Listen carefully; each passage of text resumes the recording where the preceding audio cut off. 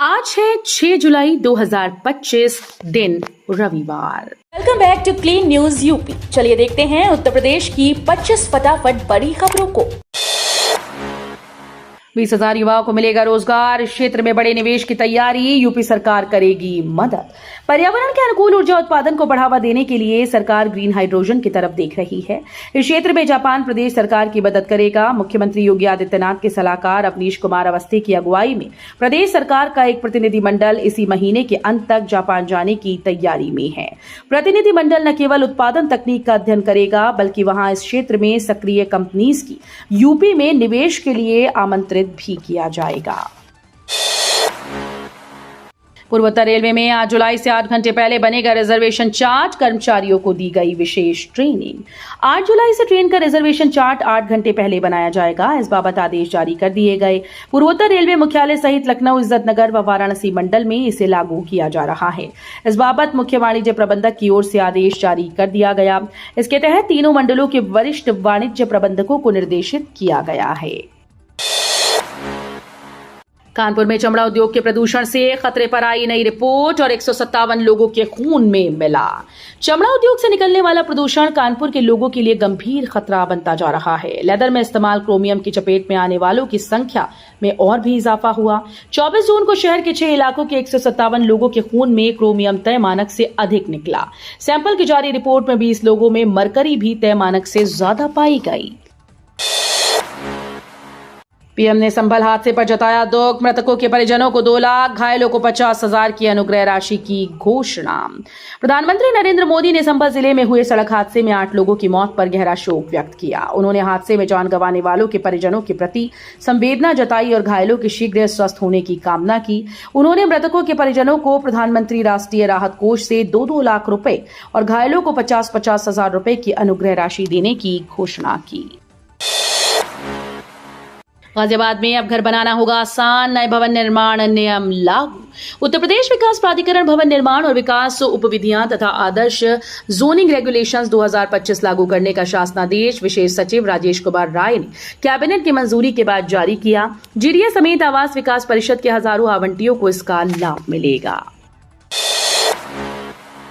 तीर्थ यात्राओं के लिए भी योगी सरकार देगी 10-10 हजार रुपए। यूपी की योगी सरकार लगातार धार्मिक पर्यटन को बढ़ावा देने के प्रयास में लगी है। प्रदेश के धार्मिक स्थलों के लिए पहले ही खजाना खोला जा चुका है। अयोध्या, काशी, मथुरा के अलावा तमाम हिंदू धर्म स्थलों को सजाया और संवारा जा रहा है। अब इसी क्रम में बौद्ध और सिख श्रद्धालुओं के लिए योगी सरकार बड़ी योजना लेकर आई है। इन श्रद्धालुओं के लिए सरकार 2 तीर्थ यात्राएं शुरू करने जा रही है। तीर्थ यात्राओं को 10-10 हजार रुपए अनुदान के रूप में दिया जाएगा।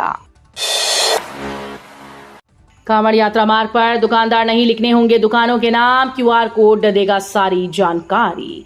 उत्तर प्रदेश सरकार ने कांवड़ यात्रा मार्ग पर स्थित दुकानों पर नेम प्लेट लगाने के नियम को लागू कर दिया। इसी को लेकर एफएसडीए ने निर्देश जारी करते हुए कहा कि दुकानदारों को अपना नाम नहीं लिखना होगा, केवल दुकान का नाम ही लिखा जाएगा। हालांकि क्यूआर कोड में दुकानदार से जुड़ी जानकारी होगी तो कांवड़ियों के लिए मददगार होगी। सीटें न रहे खाली, इसलिए एडमिशन का नया तरीका अपनाएगा बीएचयू। बीएचयू में नए सत्र में कम से कम सीट्स खाली रहें, इसलिए पीजी प्रवेश में नया तरीका अपनाया गया। अभ्यर्थियों की पंजीकरण प्रक्रिया के बाद सीट आवंटन शुरू होगा। इसके साथ ही चुनिंदा विषयों में जीडीपीआई भी शुरू कर दिए गए हैं। ऐसा होने से 2 पाठ्यक्रमों में आवेदन करने वाले अभ्यर्थी अपने पसंदीदा कोर्स का चयन जल्दी कर सकेंगे। यूपी के जिले में ग्रेटर नोएडा के तर्ज पर इंडस्ट्रियल टाउनशिप।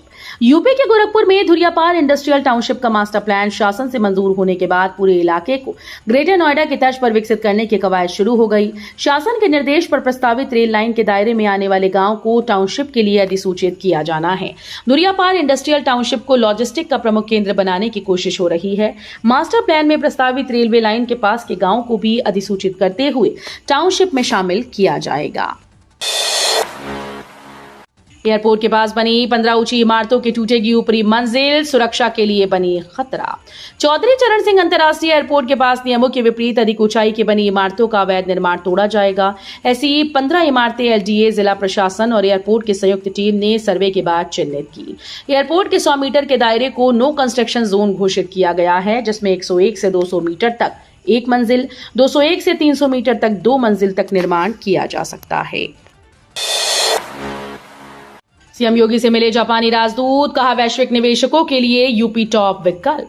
जापान के राजदूत ओनो केइची ने उत्तर प्रदेश के मुख्यमंत्री योगी आदित्यनाथ से शिष्टाचार भेंट की। इस मुलाकात के दौरान उत्तर प्रदेश और जापान के बीच तकनीकी सहयोग, निवेश, युवाओं के कौशल विकास और पर्यटन जैसे 4 प्रमुख क्षेत्रों में साझेदारी को लेकर चर्चा हुई। दोनों पक्षों ने इन क्षेत्रों में व्यापक सहयोग को आगे बढ़ाने पर सहमति जताई।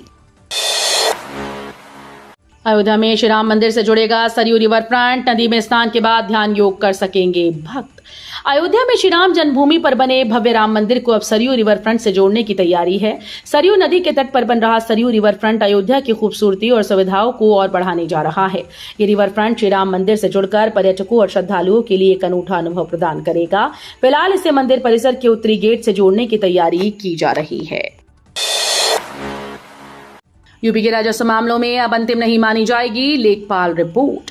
यूपी की योगी आदित्यनाथ सरकार ने राजस्व मामलों की जांच को लेकर बड़ा फैसला लिया। अब इन मामलों में लेखपाल की रिपोर्ट को अंतिम नहीं माना जाएगा। मुख्यमंत्री कार्यालय में जनता दर्शन के दौरान आने वाली शिकायतों के मद्देनजर लेखपाल स्तर की जांच पर रोक लगा दी गई है। गाजियाबाद में 11 से 25 जुलाई तक इन वाहनों पर रोक, कैसे जाएंगे दिल्ली मेरठ जानिए। कांवड़ यात्रा के मद्देनजर 11 जुलाई की रात 10 बजे से ट्रक, बस, कैंटर, ट्रैक्टर आदि भारी वाहन गाजियाबाद में प्रतिबंधित हो जाएंगे। गाजियाबाद कमिश्नरेट पुलिस ने डायवर्जन प्लान जारी कर दिया, जो कि 25 जुलाई की रात 8 बजे तक जारी रहेगा। एडीसीपी ट्रैफिक पीयूष कुमार सिंह ने बताया कि संपर्क मार्गों से भी भारी वाहन शहर में नहीं आ सकेंगी। मथुरा में निकली मेडिकल ऑफिसर की नौकरियां, बिना लिखित परीक्षा होगा चयन, 1 लाख तक मिलेगा वेतन। मुख्य चिकित्सा अधिकारी कार्यालय मथुरा ने मेडिकल ऑफिसर के पदों पर नियुक्ति के लिए अभ्यर्थियों से आवेदन आमंत्रित किए हैं। इच्छुक और योग्य उम्मीदवार नीचे दी गई तारीखों के मुताबिक वॉक इन इंटरव्यू में शामिल हो सकते हैं। अधिक जानकारी के लिए अभ्यर्थी आधिकारिक वेबसाइट पर विजिट कर सकते हैं। इस भर्ती के लिए कुल 12 मेडिकल ऑफिसर पदों पर नियुक्तियां की जाएंगी। ये नियुक्तियां NUHM, 15वीं वित्त आयोग शहरी, पूर्व UPHSSP और NPNCD कार्यक्रमों के अंतर्गत दी जाएंगी। इन गांव में बनेगा जिले का पहला आधुनिक मुख्यमंत्री कंपोजिट विद्यालय। बरेली जिले के पहले आधुनिक मुख्यमंत्री कंपोजिट विद्यालय का निर्माण भोजीपुरा के भैरपुर खजुरिया में 5.5 एकड़ भूमि पर होगा। CDO व BSA ने टीम के साथ भूमि का चयन कर लिया है। स्कूल में 30 कक्षों के साथ ही खेल मैदान और विद्यार्थियों के कौशल विकास से जुड़ी सुविधाएं रहेंगी। विद्यार्थियों को बेहतर शिक्षा देने के लिए इस योजना को शुरू किया गया है। अखिलेश का भाजपा पर वार। राजधानी लखनऊ में शनिवार को सपा मुख्यालय में पार्टी अध्यक्ष अखिलेश यादव ने पत्रकार वार्ता की। इस दौरान उन्होंने JPNIC को LGA को सौंपने पर सरकार को घेरा। कहा कि हम JPNIC के फाउंडर मेंबर हैं। उद्घाटन के समय जॉर्ज फर्नांडिस भी थे, नेताजी थे, मोहन सिंह थे। समाजवाद और JP के योगदान के लिए इस केंद्र को बनाया गया है। वाराणसी में 4 दिन बाद स्थिर हुआ गंगा का जलस्तर। बीते 4 दिनों में गंगा का जलस्तर वाराणसी में तेजी से बढ़कर करीब 15 फीट तक ऊपर आ गया है, जिससे तटीय इलाकों में हलचल तेज हो गई। हालांकि राहत की बात यह है कि अब जलस्तर स्थिर होने के संकेत दिखने लगे। रिपोर्ट के अनुसार गंगा 62.58 मीटर पर बह रही है। ये जलस्तर बीते 24 घंटे से लगभग स्थिर बना हुआ है। नवंबर में शुरू हो जाएगा जेवर एयरपोर्ट। उत्तर प्रदेश के औद्योगिक विकास मंत्री नंदन गोपाल नंदी ने कहा कि नवंबर से एयरपोर्ट शुरू हो जाएगा। पहले की सरकारों में केवल चुनाव के समय ही बोतल से जिन्न की तरह बाहर आता था। अब भाजपा सरकार ने इसे धरातल पर उतारा। यमुना प्राधिकरण कार्यालय में विकास कार्यों की समीक्षा बैठक ली। गोरखपुर नगर निगम जारी करेगा 100 करोड़ का म्युनिसिपल बॉन्ड, विकास कार्यों को मिलेगी गति। गोरखपुर नगर निगम भी म्युनिसिपल बॉन्ड लाने जा रहा है। नगर निगम गोरखपुर का म्युनिसिपल बॉन्ड 100 से 150 करोड़ रुपए तक रहने की संभावना है। इसके लिए नगर निगम ने तकनीकी विशेषज्ञ अनुराग अरुण के नेतृत्व में फिर से कवायद शुरू कर दी। निगम की संपत्तियों का आकलन किया जा रहा है। नगर निगम की बैलेंस शीट तैयार हो जाने के बाद दिसंबर तक आवेदन की प्रक्रिया पूरी कर ली जाएगी। धुरियापार इंडस्ट्रियल टाउनशिप को पर्यावरणीय मंजूरी की तैयारी शुरू। पूर्वांचल का सबसे बड़ा औद्योगिक हब बनने जा रहे धुरियापार इंडस्ट्रियल टाउनशिप के लिए पर्यावरणीय अनापत्ति प्रमाण पत्र हासिल करने की दिशा में गोरखपुर औद्योगिक विकास प्राधिकरण ने कवायद शुरू कर दी।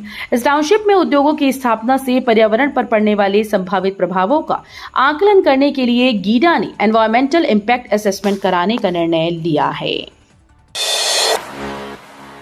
बनारस के नाइट बाजार पर बुलडोजर एक्शन, 50 दुकानें ढाई, 150 पर कार्रवाई जल्द। जिस नाइट बाजार को प्रधानमंत्री नरेंद्र मोदी की प्लानिंग के बाद वाराणसी में बड़े ठाट बाट के साथ बसाया गया, उसे रातों रात उजाड़ दिया गया। इसके पीछे की बड़ी वजह केंद्र सरकार की योजना को जमीन पर उतारने की तैयारी है।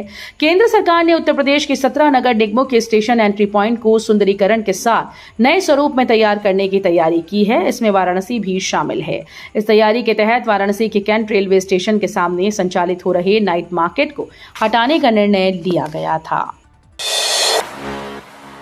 प्रदेश के 8 जिलों में बनेंगे 50 बेड वाली आयुष अस्पताल, 32 सरकारी आयुष औषधालयों का भी होगा निर्माण। प्रदेश में गाजीपुर, चित्रकूट, भदोही, महाराजगंज, फिरोजाबाद, सीतापुर, बहराइच और चंदौली में 50 बेड की एकीकृत आयुष अस्पताल बनेंगे। मुख्य सचिव मनोज कुमार सिंह की अध्यक्षता में हुई नेशनल आयुष मिशन की 11वीं शासी निकाय की बैठक में इसे मंजूरी दी गई।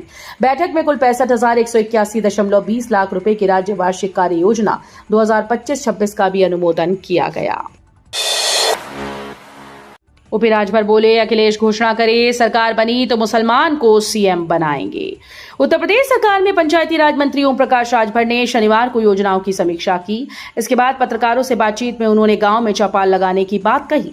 कहा कि ग्राम चौपाल में हर समस्या का समाधान कराया जाएगा। सफाई कर्मी गांव में अनिवार्य रूप से उपस्थित रहें, इसके लिए भी व्यवस्था बनाई जा रही है। सफाई कर्मियों की लापरवाही बढ़ने नहीं दी जाएगी। 3 महीने के कार्यों की समीक्षा की गई है। मुहर्रम का मुख्य जुलूस आज, बदली रहेगी शहर की ट्रैफिक व्यवस्था। इन 18 रास्तों पर रहेगा डायवर्जन। आज रविवार को 10वीं मुहर्रम पर सुबह 10 बजे से पुराने